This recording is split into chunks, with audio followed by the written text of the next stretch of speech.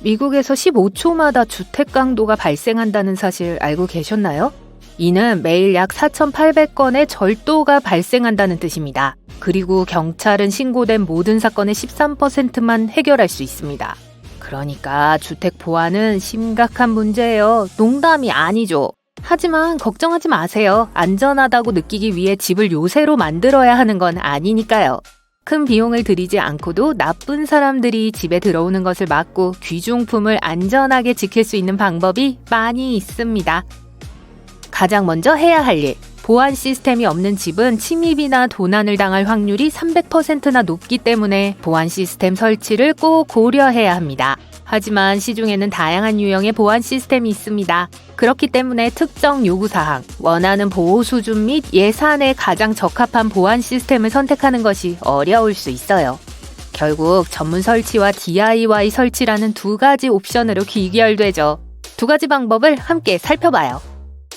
전문적으로 설치된 시스템은 전문적인 모니터링이 필요하며 일반적으로 장기 계약이 체결됩니다. 전문 시스템에는 수수료가 부과돼요. 그러나 회사는 계약 기간 동안 비용을 분산하기 때문에 일반적으로 초기 장비 비용이 저렴해요. 전문 설치를 결정하면 먼저 보안 평가를 수행하고 모든 옵션을 설명할 수 있는 숙련된 기술자와 약속을 잡아요. 계약이 유효하다고 하면 시스템에 문제가 있는 경우 해당 업체에게 보고하여 장비가 올바르게 작동하는지 확인할 수 있어요. 결론적으로 장기간 튜토리얼 동영상을 시청하거나 매뉴얼 페이지를 읽는 대신 편안하게 휴식을 취하고 싶다면 전문적으로 설치된 보안 시스템을 선택해야 합니다. 하지만 전문적으로 설치된 보안 시스템은 계약 약정 조건으로 인해 특히 임차인인 경우 사용할 수 없을 수도 있어요. 또는 임차인은 아니지만 예산이 제한되어 있을 수도 있죠. 이럴 때는 DIY 설치가 유용합니다.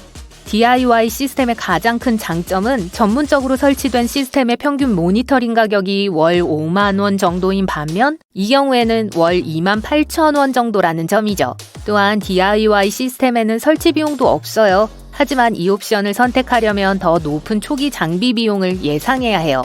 또한 DIY 홈 보안 시스템에는 부적절한 장비 배치와 전문가가 발견할 수 있는 보안 취약점 누락의 위험이 따릅니다.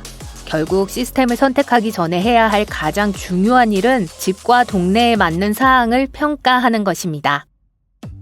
도둑의 34%가 집에 침입할 때 현관문을 이용한다는 사실 알고 계셨나요? 즉, 문이 충분히 튼튼하고 안전하지 않다면 기본적으로 도둑을 초대하는 것과 같다는 뜻이에요. 따라서 보안 시스템을 설치하는 것만으로는 충분하지 않아요. 모든 외부 문도 점검해야 합니다. 문틀이 튼튼하고 경첩이 보호되어 있는지 확인하세요. 도어 보강 키트를 사용하여 보호 기능을 추가할 수 있습니다. 문에 우편물 투입구가 있는 경우 누군가가 우편물 투입구를 통해 문을 열 수 있는지 확인하는 것도 잊지 마세요. 이전에 다른 사람이 거주하던 집이나 아파트로 이사할 때는 도어록을 교체하세요. 이는 낯선 사람이 열쇠를 가지고 집에 들어올 수 없도록 하는 가장 쉬운 방법입니다. 문 보안을 강화하는 또 다른 방법은 무선 초인종 카메라를 사용하는 것입니다. 아마존의 이 제품은 매우 사용자 친화적입니다. 100% 무선이에요. 1개월에서 2개월 동안 사용할 수 있는 충전식 배터리가 내장되어 있어서 자주 충전할 필요가 없어요. 휴대폰 앱에서 배터리 상태를 추적할 수도 있어요. 또한 동작 감지 기술과 슈퍼 야간 투시 기능도 있습니다. 방수 기능도 있어서 날씨를 걱정할 필요가 없어요. 그건 그렇고 슬라이딩 유리문도 잊지 마세요. 트랙에 창문 막대를 사용하여 강제로 열리지 않도록 할 수 있습니다. 도어 센서 또는 유리 파손 센서를 추가하여 누군가가 문을 조작할 때 경고를 받을 수도 있죠. 이제 가정보안의 기본에 대해 알아볼게요. 도둑이 창문을 통해 집에 침입하는 비율은 23%에 달합니다. 그 주된 이유는 대부분의 사람들이 창문을 잠그는 걸 잊기 때문이에요. 하지만 유리는 깰 수 있어요. 이런 일을 막으려면 창문 보안 필름으로 유리를 강화하거나 창문 발을 추가하거나 창문 센서를 설치할 수 있습니다. 이 모든 것이 불가능하다면 1층 창문 아래에 가시덤불을 심어 도둑이 침입하지 못하도록 막을 수도 있어요. 배우와 도둑의 차이점은 무엇일까요? 도둑은 스포트라이트를 받는 걸 좋아하지 않아요. 그렇기 때문에 실외 조명을 설치하는 것이 유리합니다. 조명은 앞마당과 뒷마당 주변, 통로, 차고 근처에 설치해야 합니다. 실외 보안 조명을 더 효과적으로 사용하려면 동작 인식 조명을 사용할 수 있어요. 예를 들어 이 조명은 태양열로 작동해요. 따라서 에너지를 절약하는 데 도움이 되죠. 하지만 그렇다고 해서 구름이 낀 날에 작동하지 않는다는 뜻은 아닙니다. 비 오는 날에도 4, 5일 동안에는 작동할 수 있어요. 도둑이 숨바꼭질하지 못하게 하세요. 나무와 관 도둑들의 암호를 해독해봅시다. 문손잡이의 테이프 또는 자동차 본넷 위에 치즈 조각, 기타 많은 것들이 여러분이 사기꾼에게 감시당하고 있다는 신호일 수 있어요. 강도들은 무작위로 집을 골라 강도질을 하는 게 아니에요. 종종 행동을 취하기 전에 집을 감시할 거예요. 집과 그 보안에 대해 더 알고 싶어 하죠. 집, 차고 문, 우체통 또는 창고에 표시를 남겨요. 이런 표시들을 알고 그게 뭘 상징하는지 알면 나쁜 사람들로부터 집을 더 잘 보호할 수 있을 거예요. 원이 그려진 게 보인다면 도둑들 눈에 여러분의 집을 터는 건 식은 죽 먹기라는 뜻이에요. 아마도 가정 보안 시스템이 설정되어 있지 않았을 거예요. 하지만 빗장 쳐진 원은 진입을 피하란 뜻이에요. 아마도 그 집에는 첨단 경보기, CCTV 카메라 또는 개가 있을 거예요. 사다리 같은 선은 집 안에 귀중품이 보이는 걸 의미하기 때문에 집에 훔칠 만한 물건이 있는 거예요. 만약 누군가가 쓰레기에 M자를 뿌려놨으면 아침에는 비었다는 뜻이고 N자는 밤에 비었다는 걸 의미해요. 경찰은 이 암호에 대한 경고를 내렸지만 이런 표시 중 일부는 사실 도로 작업자들이 지역 배관 등에 대해 의사소통하기 위해 사용하는 아무런 악의가 없는 메시지라는 걸 기억하세요. 만약 키 범핑에 대한 증거를 본다면 집에 들어가지 마세요. 키 범핑은 강도들이 핀보다 무거운 금속으로 만들어진 비슷한 열쇠를 이용해 자물쇠 안쪽에 있는 핀을 깎아 내리는 기술이에요. 게다가 이 경우에 피해자들은 보험을 청구하는 동안 몇 가지 문제에 직면할 수 있어요. 왜냐하면 이 기술은 잠금 장치 외부에 강제 침입의 흔적이 남지 않을 수 있거든요. 강도를 당했는데 보험회사에 증명할 수가 없는 거죠. 악몽 같은데요. 자물쇠 따기는 덜 확실한 기술이에요. 이건 자물쇠 주변에 가벼운 긁힌 자국과 같이 문손잡이의 흔적을 남깁니다. 하지만 진짜 흔적은 자물쇠 안쪽 핀에서 찾아볼 수 있을 거예요. 그게 움푹 패여 있을 거예요. 문손잡이에 심한 긁힌 자국이나 표시가 있는 건 누군가가 집에 들어왔다는 걸 의미할 수도 있어요. 도둑들은 가끔 자물쇠의 핀을 부러뜨리기 위해 드라이버를 사용해요. 깊은 흠집, 자국 또는 열쇠 구멍의 확대가 보인다면 안으로 들어갈 때 조심하세요. 도둑들은 문손잡이에 테이프를 붙이기도 하는데 되게 투명한 테이프예요. 테이프가 하루 정도 지난 후에도 여전히 거기에 있다고 가정해봅시다. 불법 거주자들은 문이 사용되지 않았기 때문에 주인이 자리를 비우고 없을 거라고 믿을 거예요. 이 전략은 더블린에서 놀라울 정도로 유명해졌어요. 경찰은 사람들에게 경계심을 갖고 테이프를 본 후에는 즉시 제거하라고 경고했죠. 이 표시 중 일부는 개 도둑들이 여러분 집에 금액적으로 훔칠 가치가 있는 품종이 있다는 걸 알리기 위해 남긴 거예요. 아마도 빨간 분필 표시는 큰 개들을 위한 것이고 노란색과 분홍색 표시는 중간 크기와 작은 개들을 의미할 거예요. 경찰들은 개 주인들에게 소유지 주변을 잘 살피고 그런 경우가 생기면 경찰에 신고하라고 충고해요. 마지막으로 반려동물을 산책시킬 때 각별히 주의하세요.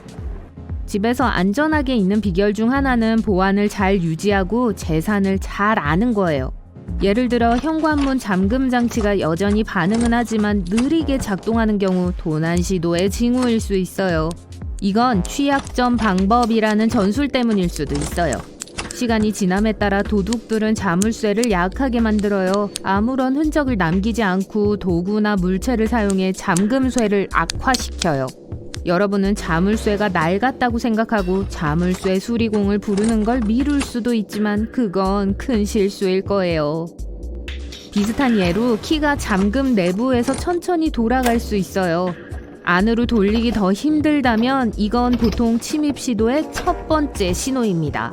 그래서 이건 아마도 여러분이 고려해야 할 가장 중요한 경고 신호일 거예요. 심지어 보안 자물쇠도 침입에 취약해요. 캐나다 처칠에서는 현지인들이 차 문을 잠그지 않는다는 걸 알고 계셨나요? 도둑들을 초대하기 위한 게 아니라 잠재적인 북극곰의 공격에서 살아남기 위한 거예요. 이 마을에는 세계에서 가장 많은 수의 북극곰이 살고 있어요. 한 주민이 북극곰과 마주쳤고 다른 사람의 차가 근처에 있다고 상상해보세요. 그 차 안으로 한밤중에 아래층에서 나는 소음 때문에 잠에서 깹니다. 우선 어떤 소음인지 확인하는 것이 중요해요. 누군가 집에 있는 것 같으면 빠르고 조용히 소음의 근원지를 찾으세요. 쥐가 뭔가를 넘어뜨렸을 수도 있거든요. 그래도 만약 의심이 확신이 되고 부엌에서 누군가를 발견한다면 즉시 탈출구를 찾으세요. 화재 대피 사다리가 있으면 사용하시고 아니면 창문을 타고 나가도 됩니다. 그래도 가만히 있게 될 확률이 높습니다. 전화기를 들고 경찰에 전화를 한 후 주소를 알려주고 떨리는 가슴으로 가능한 한 간단하게 상황을 설명하면 곧 경찰이 집으로 사람을 보낼 겁니다. 길에 들어왔는데 경찰이 집 번호를 찾지 못하네요. 결국 집에 도착했지만 이웃에 있는 다른 집의 집 번호를 따라가서 겨우 찾은 것이었어요. 경찰이 도착했을 때 이미 도둑은 탈출했습니다. 집 번호가 거의 보이지 않았기 때문이에요. 너무 작고 우편함도 거의 눈에 띄지 않습니다. 새롭고 반짝이는 명판을 구입하세요. 숫자가 크고 잘 보이는지 확인해야 해요. 이렇게 하면 손님들이 더 빨리 집을 찾을 수 있을 뿐만 아니라 다음번엔 경찰이 집을 찾느라 헤매지도 않을 거예요. 동시에 우편함의 번호도 잘 보이게 해주세요. 집을 보호하는 또 다른 좋은 방법은 울타리를 설치하는 겁니다. 아직 울타리가 없다면요, 사이로 통과하기 힘들게 만드세요. 체인이나 금속 울타리를 쓰고 강도들이 뽑을 수 없도록 콘크리트 안에 울타리를 설치하세요. 좀 거친 모양새를 꺼리지 않는다면 철조망을 더해도 괜찮습니다. 다음으로 마당에 조명을 설치하세요. 마당이 완전히 어둡다면 원치 않는 방문객들에게 완벽한 표적이 될 테니까요. 켜고 끌 수 있는 조명 몇 개를 외부에 두세요. 마당이 밝으면 밖에 무슨 일이 있는지도 볼 수 있게 해줄 것이고 이웃들도 볼 수 있습니다.